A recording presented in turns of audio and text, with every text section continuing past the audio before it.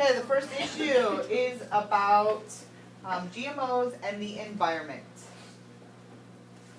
Research has proven that GM crops are good for the environment because they can be grown in droughts, like in Africa, and they can be grown in places that don't have good farming resources, like good soil. I disagree with you because there is the problem that food is not distributed equally around. To piggyback off of what Jillian said, the food, you can grow it in more places, and you can grow more in certain places, like the desert, and places where people are poor and can't grow food. You can grow GMOs in their area. I see it differently because although you can grow it in different places, the herbicides and pesticides that they use to actually grow the crops, not to grow, to kill like the weeds and the pests that are trying to get the crops that they're trying to make, it isn't really, they're not as strong. No, they need to be stronger in order to kill it, which is making there be more poisons, which is just going to poison the soil, and if it poisons the soil, that's going to get in our drinking water, and then that'll eventually poison us. So by having GM crops, that'll be poisoning yourself. To back up Amanda, GM crops and pesticides and the herbicides can be blown into the waterways, and that could eventually lead to the population decreasing because there might be a new disease or something made from that.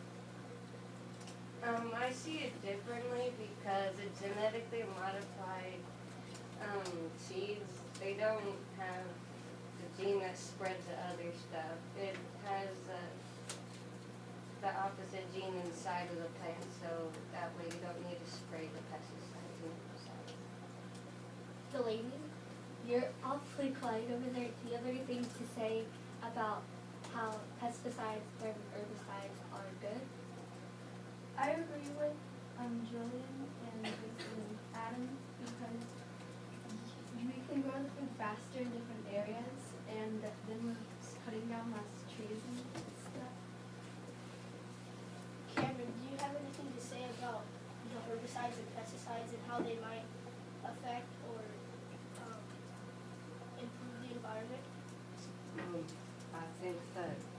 I believe that the herbicides and pesticides are negative to the environment because farmers they're resistant to GMO foods, and farmers need to spray more stronger pesticides on the crops, and that hurts the environment because it pollutes it, gets into the water. I like to back up Cameron's claim because he made some really good points about the waterways and all of that stuff. But I'd really like to hear Sophia's point of view. I agree with Josie because people, like, since GMO crops require pesticides, it affects our pets and animals because it's poisoning the crops. When it poisons the crops, animals eat them, then it poisons animals too. So. Two more arguments. To be clear, we're going to be saving water because when you plant plants at different locations, it could rain more and you don't have to use your fresh water and use the water that you'll pay for. So if you're a poor farmer, you won't be having to pay for so much money because you'll be able to plant in different locations. To piggyback on what Jason said, that we're going to be saving water, well, we're in a drought like around the world, and making GM crops that save water and need less pesticides and all that, we're going to be conserving more water so we can drink. Okay, issue number 2. Issue number 2 is about GMOs and our health and our personal responsibility. responsibility? I think that scientists and I think that GMOs are worse for our health because they have created new allergies like the gluten allergy. I see it differently because GMO crops, like, GMO crops have nutrients added into them so that it like can help people so it could be healthy. I actually think it's a bad thing to have, that it affects your health a lot because after like the past few years, there's a lot more allergies and gluten-free stuff, and people are like getting all this bad stuff in the GMO. I disagree with you, Adam, because scientists can put antibiotics into the food and it could fight off bacteria before it goes into food sources.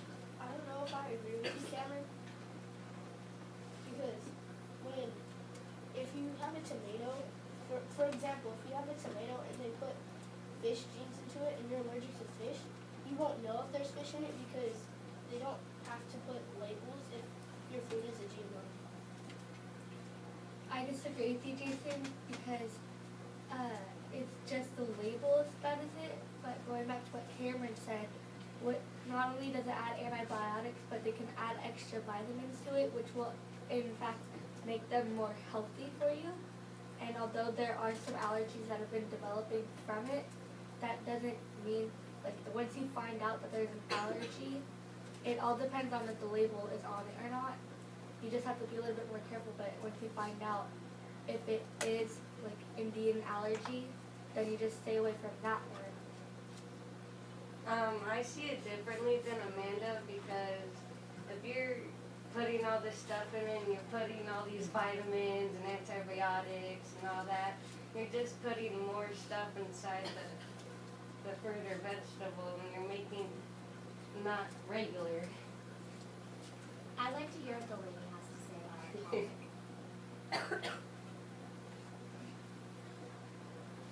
Okay. To put it in another way, I don't think that GMOs are good for us because we don't know the proven effects or what the risks are of eating some of the GMO foods.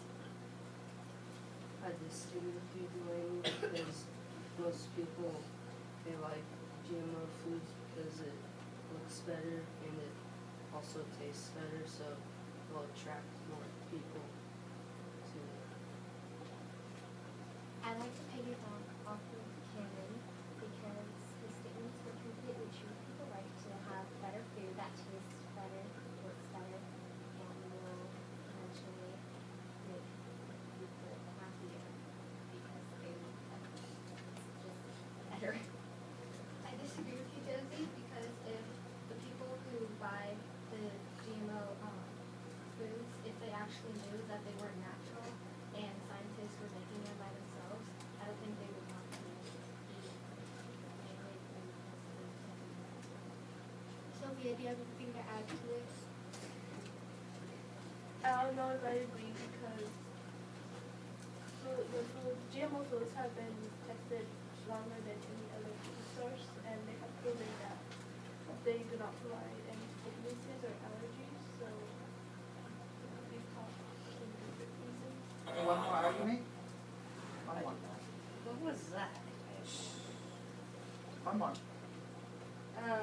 I see it on another point because Monsanto, they only want to show their positives and they keep all their negative impacts of the GM crops and they keep all the cons of the GM crops and they keep them all confidential so that way nobody can see the bad stuff, their bad side. Okay, issue number 3. We're going to be talking about GMOs and our food supply.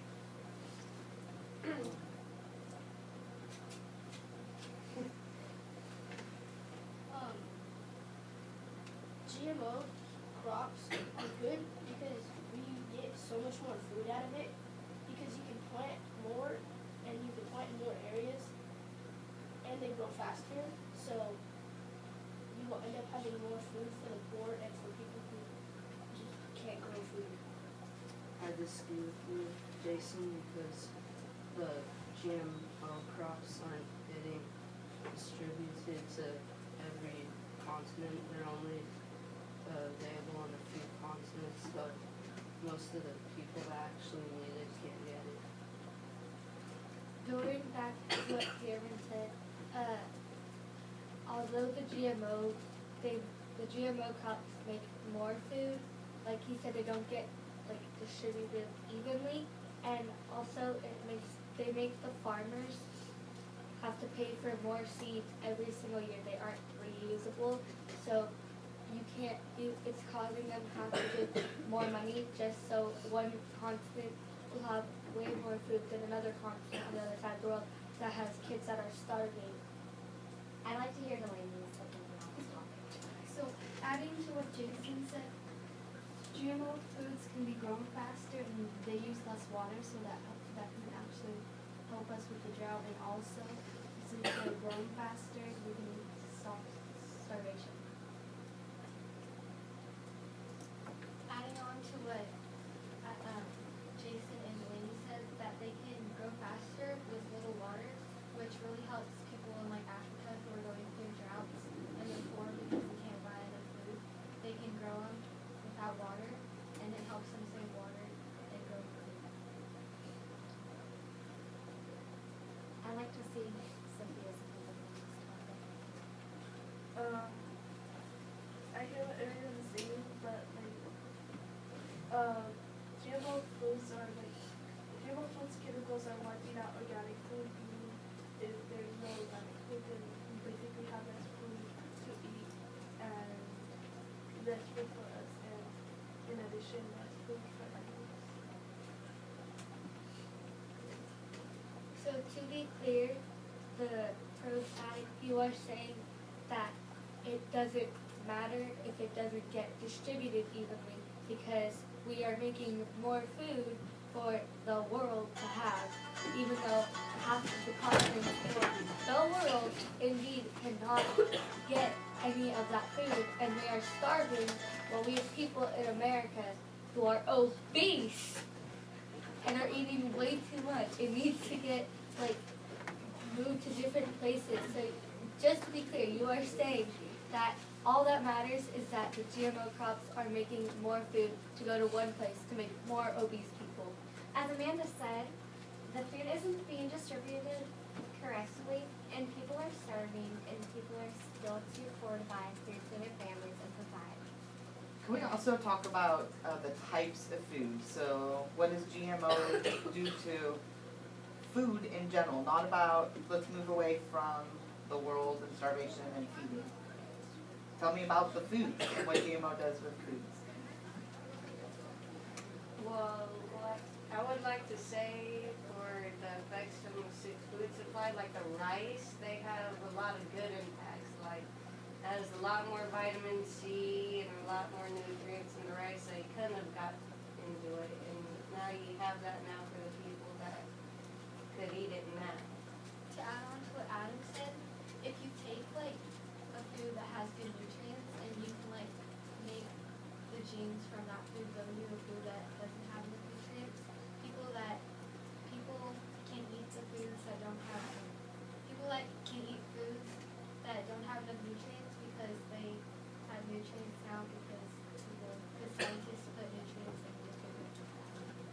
I disagree with you, Julian, because GMO foods, they have an unknown consequence. You don't know if it's healthy or not, and